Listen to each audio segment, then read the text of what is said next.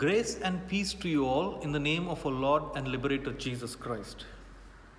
It is again that time of year when people are getting ready for the Christmas festivity, putting up Christmas trees and lights and other decorations, hoping against hope that this Christmas will bring cheer and joy to families during this pandemic and lockdowns. Whilst the government is discussing options for families to get together, following the guidelines from the medical experts, the social media is today taken over by the Christmas adverts, where people are trying to prepare for this festival of Christmas.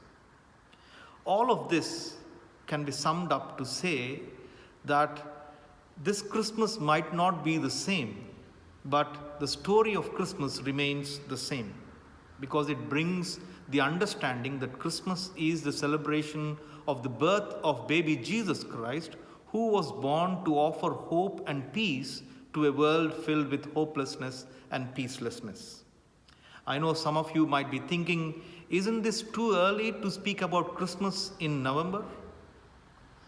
This Sunday, the Sunday before Advent, happens to be the last Sunday in the Christian liturgical calendar, and this Sunday is observed globally as Christ the King Sunday.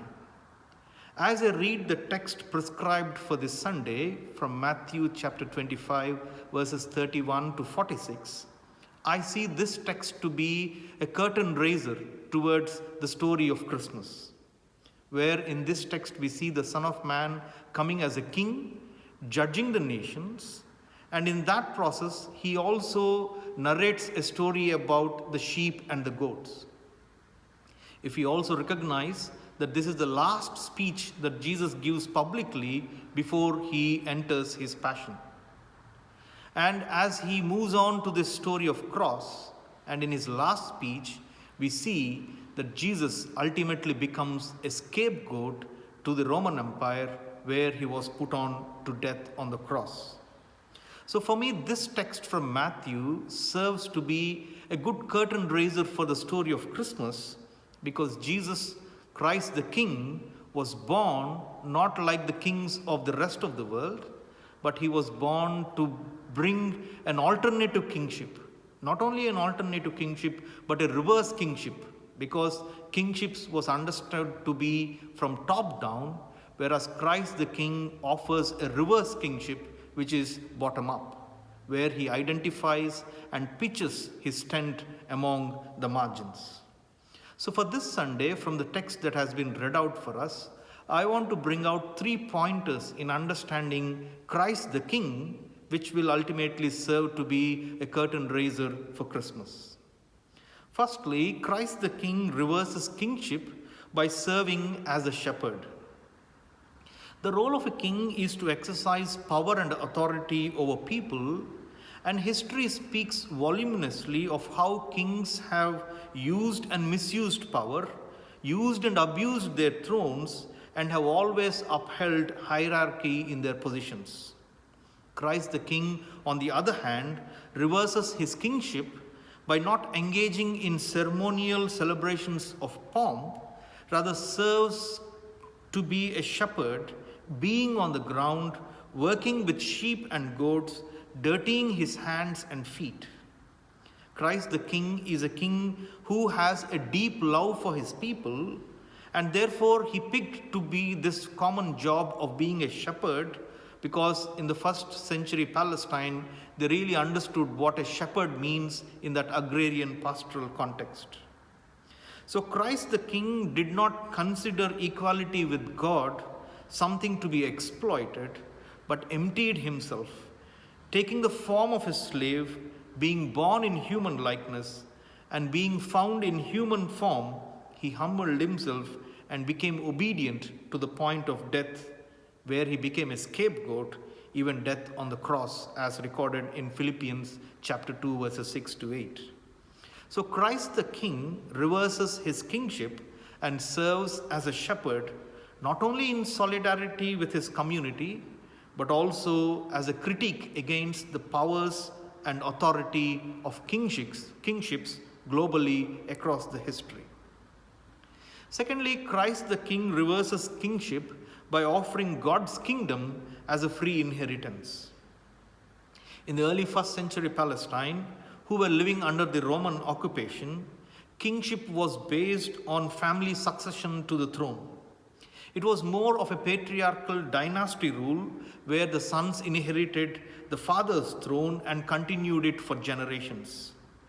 Kingship had always been related with family inheritance, and kingdom belonged to the kings as part of this inheritance.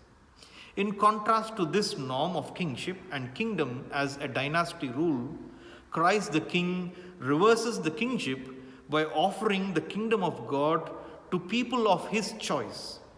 The people who have been addressing the needs of the others, who have been quenching thirst and feeding the hungry with food and justice, suddenly becomes the inheritors of Christ's kingdom. In verse 34 of Matthew 25, we see Christ the King invites all those who serve the weak and the vulnerable and offers, "Come, that you that are blessed by my Father, inherit the kingdom prepared for you from the foundation of the world." Christ the King offers his kingdom based on God's grace to people who challenged the structures and offered hope by sharing food, water, clothing, shelter, and care. It is important here to recognize that it is God's grace that chooses people to inherit the kingdom of God, because it is God's grace that helps people to serve the vulnerable in the society, and no one can serve the other by their own strength and merit. When people were offered his kingdom, the recipients were surprised, asking, "Lord, when was it that we gave you water?" For they were chosen to inherit the kingdom of God purely by God's grace of God. It is the grace of God that leads people to serve the weak and the poor, and it is not the other way, because one serves the weak and poor and that they become the recipients of the grace of God. In offering God's kingdom as an inheritance to people demonstrating love in action, Christ the King did not follow the book of rules and commandments and offered it as a surprise package to those who even did not think that they would be inheriting it. Christ the King is a God of surprises. For Christ the King surprises all nations by defying the norms and rules and follows the principle of grace that leads to love in action. Thirdly, Christ the King reverses kingship by choosing the vulnerable as his family members. When Princess Meghan married Prince Harry, there were several racist comments made against Meghan that she was polluting the royal family with her African-American biracial identity. Less than 2 years after their wedding, this royal couple quit as full-time royals, for they're driven by toxic coverage in the media, which often veered into racial harassment and bullying. For some people, an outsider joining the royal family was a matter of disgrace and couldn't take that to be normal. Christ the King in this text surprised everyone not only by offering his kingdom as an inheritance to people outside of his kingship, but the greater surprise came when he said to those people, "Truly I tell you, just as you did it to one of the least of these who are the members of my family, you did it to me." Christ the King reverses his kingship by choosing the vulnerable, the least in the society, the outsiders as his family members, as his brothers and sisters, and said anything done to such people is done unto him. There was every possibility for Christ the King to choose many other good kings in the history, the rich people, the powerful, the prosperous, to be his family members, because it would suit so well to make relationships with other kingly families.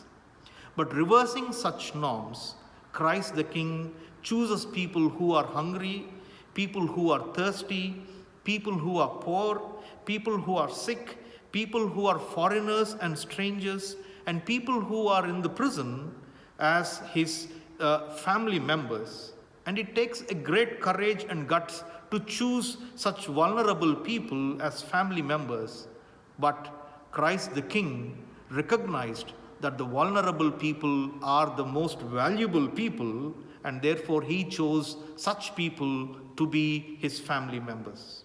So Christ the King was radically reversing the norm of power by choosing the vulnerable people as his family members and making them the valuable people. The message that Christ the King offers is all that matters in this life is that it is only love that thrives. Love for the other, particularly the outsiders, the powerless, and the vulnerable, is the yardstick to demonstrate the grace of God in each of our lives and communities.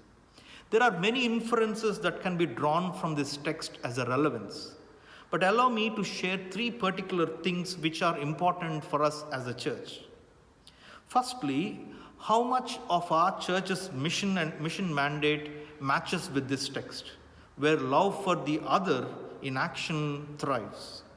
As churches, we have been busy trying to keep up the status quo of our membership and our properties, and have been putting all our energies for the survival of the church building.